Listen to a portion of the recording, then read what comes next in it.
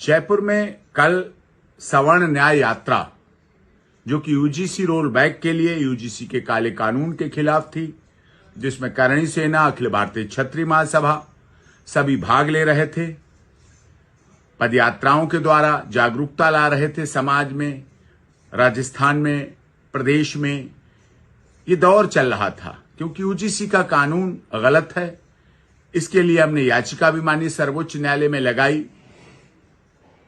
अखिल भारतीय क्षत्रिय महासभा की तरफ से।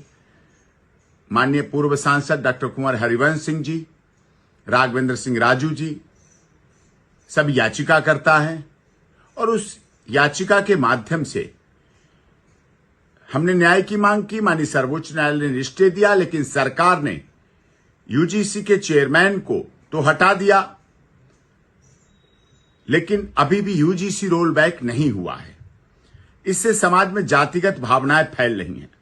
लेकिन बहुत शांतिपूर्वक सवर्ण न्याय यात्रा का कार्यक्रम जयपुर में था, जिसमें एक दुखद घटना, देवराज सिंह पलड़ा युवक, राजस्थान का निवासी, क्षत्रिय समाज का नेता, उसके साथ जो घटना हुई, दुखद मौत हुई, शहादत हुई, वो शहीद हुआ सवर्ण समाज के लिए और लाठीचार्ज में शहीद हुआ।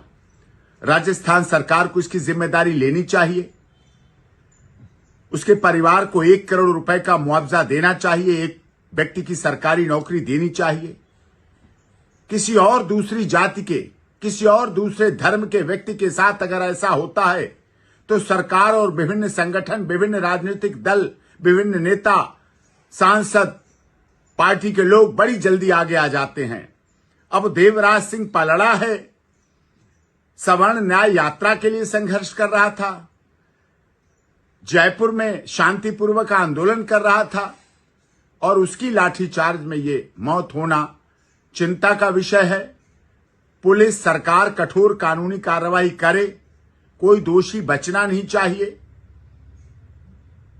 और न्याय होना चाहिए, न्याय होते हुए दिखना चाहिए।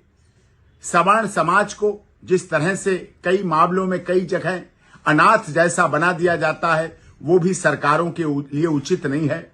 अगर सबका साथ, सबका विकास, सबके विश्वास, सबके न्याय की यात्रा और मांग, धारणा और ध्यान, भावना और भाव लेकर हम चलेंगे तो निश्चित तौर पर हमारा देश, राष्ट्र सोने की चिड़िया जगत गुरु बनेगा।